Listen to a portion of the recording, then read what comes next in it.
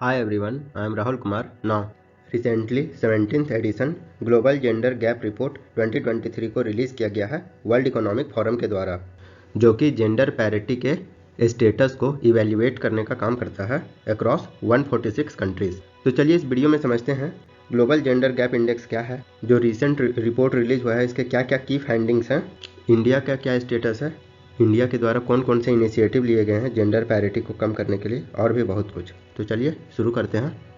लेकिन शुरू करने से पहले एक क्वेश्चन जो कि यूपीएससी प्रीलिम्स के 2017 में पूछा गया है, बताना है ग्लोबल जेंडर गैप इंडेक्स किसके द्वारा तैयार किया जाता है। सही आंसर आप कमेंट सेक्शन में दें, सही आंसर को मैं हार्ट दे दूंगा और आप इसका सही आंसर डिस्क्रिप्शन बॉक्स के द्वारा लिंक से भी ले सकते हैं। तो चलिए शुरू करते हैं टॉपिक। चलिए सबसे पहले समझते हैं ग्लोबल जेंडर गैप इंडेक्स है क्या। तो यह एक कंट्रीज़ के प्रोग्रेस का बेंचमार्क होता है टुवार्ड्स जेंडर पैरिटी, जिसको 4 डायमेंशन से भी देखा जाता है। पहला है आपका इकोनॉमिक पार्टिसिपेशन एंड अपॉर्चुनिटी, कहने का मतलब वीमेंस को कितना ज़्यादा अपॉर्चुनिटीज़ प्रोवाइड किया जा रहा है इकोनॉमिक पार्टिसिपेशन में। सेकेंड है आपका एजुकेशनल अटेनमेंट, लड़कियों को एजुकेशन का access. Health and survival, health में जो एक्सपेंडिचर होता है लड़कियों के लिए वो कितना है। और पॉलिटिकल एम्पावरमेंट, वीमेंस में पॉलिटिक्स का पार्टिसिपेशन। तो ये 4 को इंडिकेटर को आप लोग को याद रखना होगा, पीटी पॉइंट ऑफ व्यू से इंपॉर्टेंट है। तो ये जो 4 सब इंडिसेस है ये ग्लोबल जेंडर गैप इंडेक्स में स्कोर्स प्रोवाइड करता है बिटवीन 0 एंड 1। 1 शोज करता है फुल जेंडर पैरिटी है और 0 शोज करता है कंप्लीट इम्पैरिटी है। कहने का मतलब वैसे कंट्रीज जो 1 के करीब है वहाँ पे जेंडर गैप कम देखने को मिलेगा, और वैसे कंट्री जो 0 के आसपास है वहाँ पे जेंडर पैरिटी बहुत ज़्यादा देखने को मिलेगा। यह एक लॉन्गेस्ट स्टैंडिंग इंडेक्स है जो कि ट्रैक करता है कि जो जेंडर गैप है उसमें जो गैप है वो मिनिमाइज हो रहा है या मैक्सिमाइज हो रहा है, उसको ट्रैक करने का काम करता है, और ये 2006 से काम करते चला आ रहा है। तो ये है आपका ग्लोबल जेंडर गैप इंडेक्स।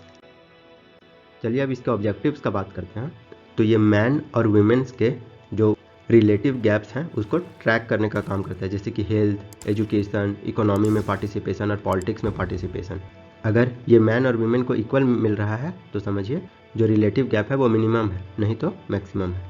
यह एक एनुअल रिपोर्ट होता है, इसमें जितने भी कंट्री है वो प्रायोरिटीज़ को सेट करते हैं ताकि जो जेंडर इनइक्वालिटी है उसको मिनिमाइज किया जा सके और वुमेन्स को इंश्योर किया जा सके कि उन लोग का इकोनॉमिक पार्टिसिपेशन, पॉलिटिकल पार्टिसिपेशन और कल्चरल कॉन्टेक्स्ट में इक्वल भागीदारी हो। चलिए अब रिपोर्ट में देखते हैं की फाइंडिंग, क्या क्या फाइंडिंग किया गया है इस रिपोर्ट में। पहला है ग्लोबल जेंडर गैप स्कोर। अगर पूरे दुनिया में ग्लोबली बात किया जाए तो ये एक अच्छा प्रोग्रेस देखने को मिला है। बताया जा रहा है 2023 में जो स्कोर है वो 68.4% हो चुका है, जो कि पिछले ईयर से 0.3% बढ़ा है। और अभी का करेंट प्रोग्रेस जिस स्पीड से चल रहा है उसमें से बात करें तो 131 साल लग जाएंगे फुल जेंडर पैरिटी को अचीव करने के लिए। अगर हम लोग टॉप रैंकिंग कंट्रीज़ का बात करें तो आइसलैंड जो है वो हमेशा की तरह नंबर 1 पोजीशन में निकल के आया है, क्योंकि वहाँ पे जेंडर जो गैप है सबसे मिनिमम है, और ये 14 साल से आइसलैंड ही टॉप कर रहा है जेंडर गैप स्कोर में, जिसका स्कोर का बात करें तो 91.2% है। यह एक ओनली कंट्री है आइसलैंड जो कि 90% को पास कर चुका है। इसके अलावा बात करें तो सेकेंड में नॉर्वे है आपका, उसके बाद फिनलैंड है 86.3% और स्वीडन है 81.5%।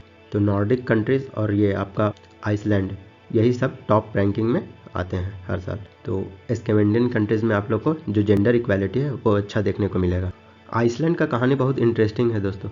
इसमें एक बार हुआ क्या था कि वीमेंस है वो अपना सारा काम छोड़ दी थी 2 दिनों के लिए, ताकि मैंस को पता चल सके वीमेंस का इम्पोर्टेंस। तब से यहाँ पे माना जाता है कि जो जेंडर इक्वालिटी है वो हमेशा से पीक पर रहा है।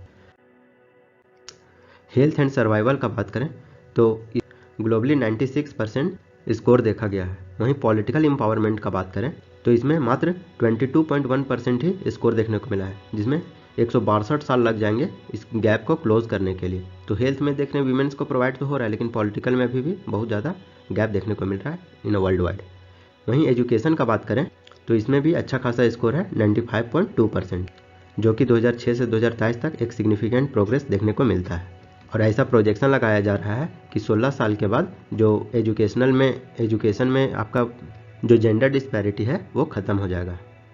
चलिए हम लोग देखते हैं economics and economic participation and opportunity.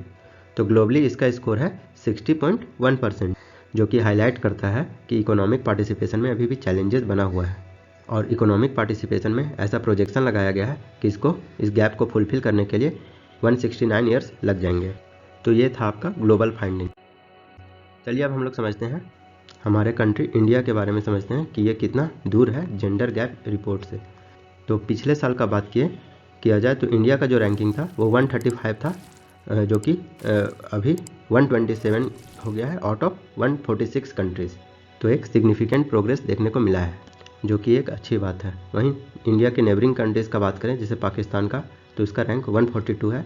वहीं बांग्लादेश का बात करें तो 59 है। तो आप लोग देख सकते हैं बांग्लादेश में जेंडर इक्वालिटी इंडिया के मुकाबले कई ज़्यादा अच्छा है। वहीं पे चाइना का बात करें 107, नेपाल 116, श्रीलंका 115 और भूटान 103। तो ये बात हो गया इंडिया के नेबरिंग कंट्रीज़ का। तो कंट्री का इम्प्रूवमेंट का बात करें तो 1.4% इम्प्रूव हुआ है और 8 पोजीशंस देख सकते हैं रैंकिंग में ही। पिछले साल 135 था और इन साल 8 पोजीशन घट करके 127 हो गया। तो ये एक अच्छा बात है। अगर इंडिया के ओवरऑल स्कोर का बात करें तो वो 64.3% है। वहीं इंडिया के जेंडर पैरिटी इन एजुकेशन का बात करें तो एजुकेशन सिस्टम में जो गर्ल्स का इनरोलमेंट है वो 100% अचीव कर लिया जा चुका है, जो कि एक पॉजिटिव डेवलपमेंट को रिफ्लेक्ट करता है। वहीं इकोनॉमिक्स पार्टिसिपेशन और अपॉर्चुनिटीज़ का बात किया जाए तो ये एक चैलेंज बनकर उभरता है। आप लोग देख सकते हैं इसका स्कोर 36.7% है। तो इसमें बहुत ज़्यादा काम करने का ज़रूरत है इंडिया को। इसमें बात किया जाए तो वेजेस और इनकम में एक डिस्क्रिमिनेशन देखने को मिलता है। मतलब कि अगर एक वर्क को मेल कर रहा है और वही सेम वर्क को फीमेल कर रही है तो फीमेल को एज़ कम्पेयर टू मेल कम वेजेस देखने को मिलता है। और वीमेंस का जो रिप्रेजेंटेशन है सीनियर पोजीशन और टेक्निकल रोल्स, उसमें भी एक स्लाइड ड्रॉप देखने को मिला है। कहने का मतलब STEM जैसे सब्जेक्ट में STEM साइंस, टेक्नोलॉजी, इंजीनियरिंग और मैथमेटिक्स में एक ड्रॉप आउट थोड़ा सा देखने को मिला है वीमेंस में। चलिए अब हम लोग बात करते हैं इंडिया में पॉलिटिकल एम्पावरमेंट वीमेंस का किस तरह से है। अगर इनॉग्रल रिपोर्ट 2006 से कंपेयर किया जाए तो 2006 में वीमेंस का जो रिप्रेजेंटेशन था इन पार्लियामेंट वो 15.1% था, जो कि अभी बढ़ करके 25.3% हुआ है। तो इसमें एक सिग्निफिकेंट जंप देखने को मिला है, जो कि एक अच्छा बात है। तो इंडिया में हम लोग कह सकते हैं वीमेंस में पॉलिटिकल एम्पावरमेंट बढ़ रहा है। वहीं लोकल गवर्नमेंट्स में पार्टिसिपेशन का बात करें तो इंडिया 18 कंट्रीज़ के लिस्ट में शामिल हो गया है, जिसमें बोलिविया में लोकल गवर्नमेंट का रिप्रेजेंटेशन वीमेंस में आपको 50.4% देखने को मिलेगा। वहीं इंडिया में 44.4%, फ्रांस में 42.3% देखने को मिलेगा। तो वीमेंस का पार्टिसिपेशन लोकल गवर्नेंस में इंडिया में अच्छा है। चलिए नेक्स्ट इंडिकेटर का बात करते हैं हेल्थ और सर्वाइवल। इसमें मामूली से एक सुधार देखने को मिला है 1.9%। तो इसमें बहुत ज़्यादा स्लो प्रोग्रेस है इंडिया में। तो ये भी एक इंडिया के सामने एक मेजर चैलेंज है कि वीमेंस को हेल्थ और सर्वाइवल इंश्योर किया जाए। हाउएवर इंडिया के साथ साथ वियतनाम, चाइना, अजरबैजान में भी आपका हेल्थ और सर्वाइवल में रिलेटिवली स्कोर लो देखने को मिलता है। अब चलिए हम लोग देखते हैं इंडिया कौन कौन से इनिशिएटिव लिए हैं to reduce gender gap in social, economic and political life.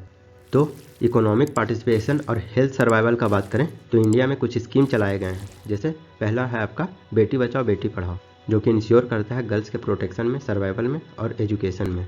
इस स्कीम से आने से जो सेक्स रेशियो है वो इंडिया का बढ़ा है। सेकेंड है आपका महिला शक्ति केंद्र। इसका एम है जो रूरल वीमेन है उनको अपॉर्चुनिटीज़ प्रोवाइड करना for skill development and employment को लेकर। थर्ड है आपका महिला पुलिस वॉलेंटियर्स। अगर कोई वीमेन किसी तरह का डिस्ट्रेस, किसी तरह का प्रॉब्लम्स का सामना फेस करती है, जो महिला पुलिस वॉलेंटियर्स है स्टेट और यूनियन टेरिटरीज में, वो पुलिस और कम्युनिटी के बीच एक लिंक प्रोवाइड करती है और वीमेंस को फैसिलिटी प्रोवाइड करती है अगर वीमेंस को किसी तरह का डिस्ट्रेस हो तो। फोर्थ है आपका राष्ट्रीय महिला कोष।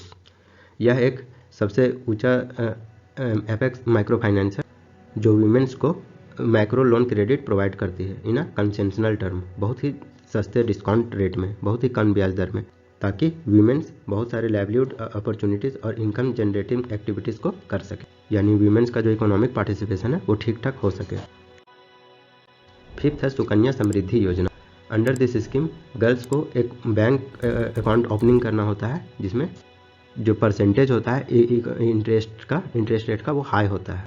सिक्स है female entrepreneurship.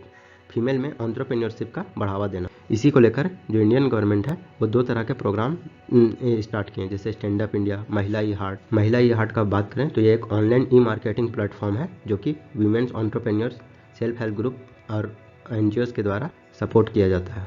Entrepreneurship and skill development programme जैसे भी योजनाएं गवर्नमेंट के द्वारा चलाए जाते हैं ताकि वीमेंस में जो फीमेल एंटरप्रेन्योरशिप है उसको बढ़ावा मिल सके।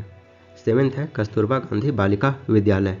वैसे गर्ल्स जो एजुकेशनली बैकवर्ड ब्लॉक से आते हैं तो उसको क्वालिटी ऑफ एजुकेशन प्रोवाइड करवाना।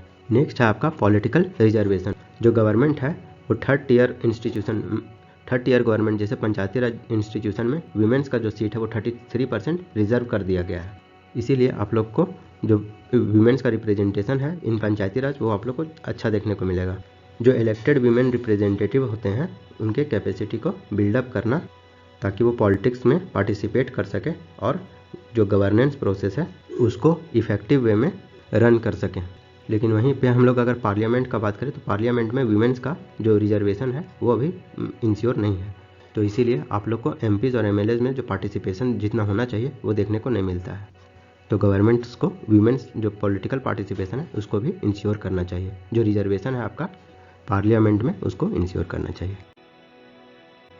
तो यदि आपको ये वीडियो अच्छा लगा हो तो लाइक करें, सब्सक्राइब करें, शेयर करें एंड थैंक्स फॉर वॉचिंग।